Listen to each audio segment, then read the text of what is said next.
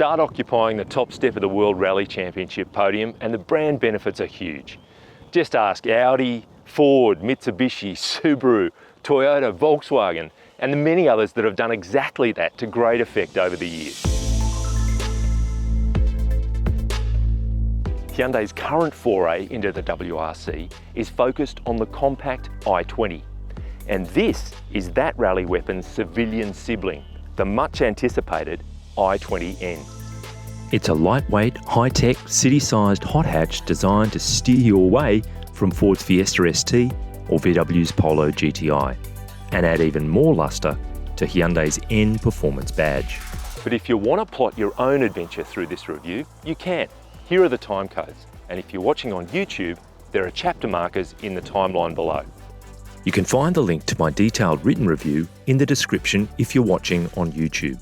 And if you are and haven't already, hit like, hit subscribe, share this video with your friends, and click that bell icon so you can stay on top of all our latest videos.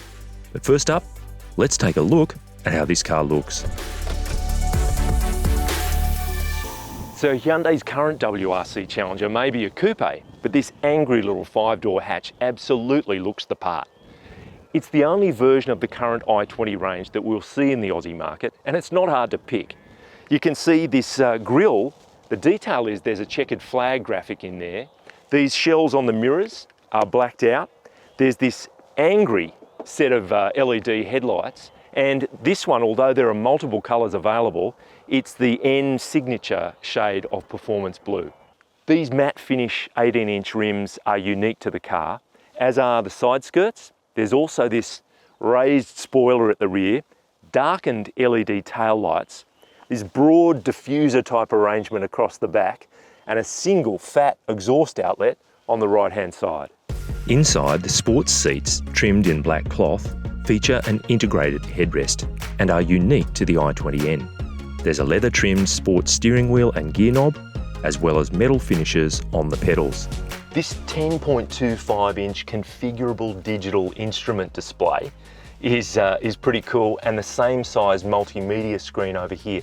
They both look slick, and at night time there's some ambient lighting to increase the techie feel. At around $32,500 before on-road costs, the i20N is more or less the same price as Ford's Fiesta ST and the VW Polo GTI. And as well as the safety and performance tech that's included, there's a solid standard features list for this car.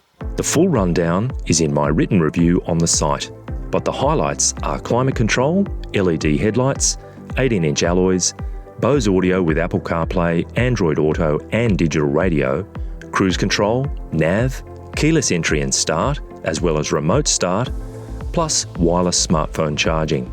There's more, like a track maps feature. Sydney Motorsport Park is already in there, as well as an acceleration timer, G-force meter, plus power, engine temperature, turbo boost, brake pressure and throttle gauges. You get the idea. It goes toe-to-toe with the Fiesta and Polo. The i20 is covered by Hyundai Australia's 5-year unlimited kilometre warranty, and a lifetime service plan keeps the annual service cost to just over $300 for the first 5 years. Although it's just 4.1 metres long, the i20N is impressively space efficient, with decent room up front and a surprising amount of head and legroom in the back. And there are plenty of storage and power options, including a wireless device charge pad in the front centre console. For all the details, check out my written review on the site. Boot space is impressive for such a compact hatch. Fold the 60/40 split folding rear backrests, and there's more than 1,100 litres available. Plus a dual height floor can be flat for long stuff or deep for tall stuff. Headline on active crash avoidance tech in the i20N is the inclusion of Forward Collision Avoidance Assist, which is Hyundai speak for AEB. And from there, it's Assist City, with lane keeping assist, lane following assist, high beam assist, and intelligent speed limit assist, followed by warnings, blind spot collision warning, rear cross traffic collision warning, and driver attention warning. If, despite all that, a crash is unavoidable, there are 6 airbags on board, as well as 3 top tether points and 2 ISOFIX locations across the back row for child seats.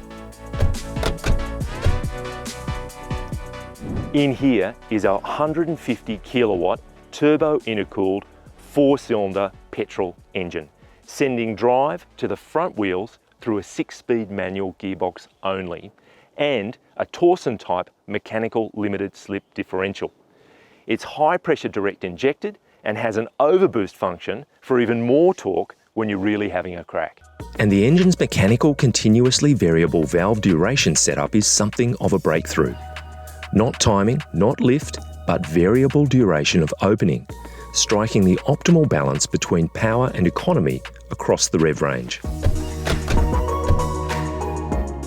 The official combined cycle fuel consumption figure for the i20N is 6.9 litres per 100 kilometres, which, with the 40 litre tank brimmed, translates to a range of 580 kilometres.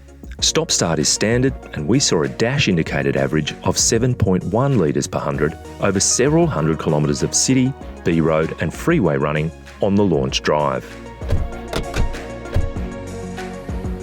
Unusually for a manual car, the i20N features a launch control system, which we found fiddly to get working, but with or without it, Hyundai claims a snappy 0 to 100 km/h time of 6.7 seconds.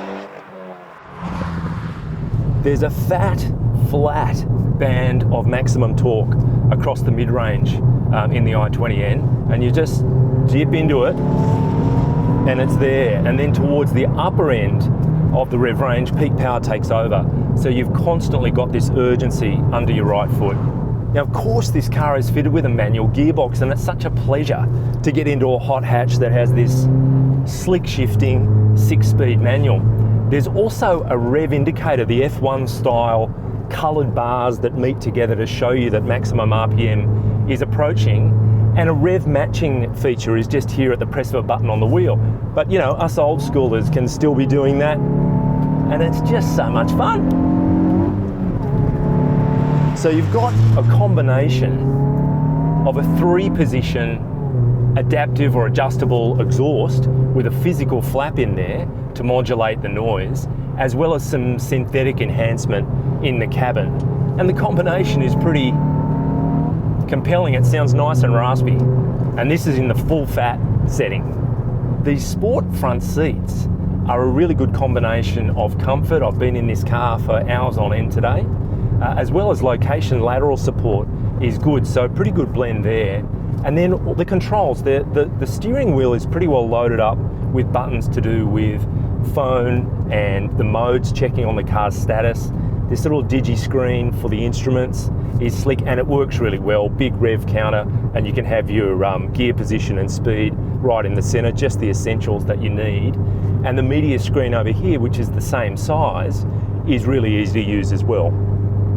So it's worth remembering that N stands for Namyang, which is Hyundai's proving ground, an immense facility in South Korea, as well as Nürburgring.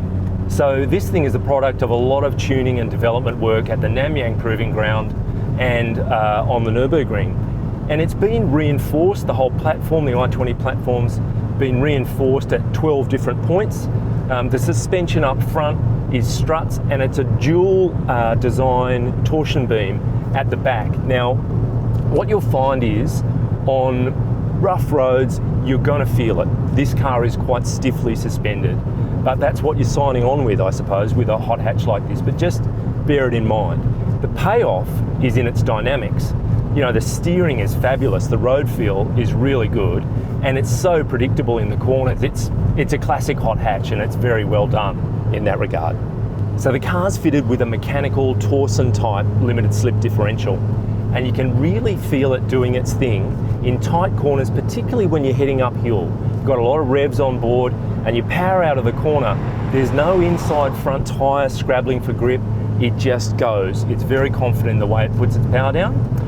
You've also got the ability to control the different elements of the powertrain through the engine, the steering, even the rev matching on the gearbox, and the exhaust.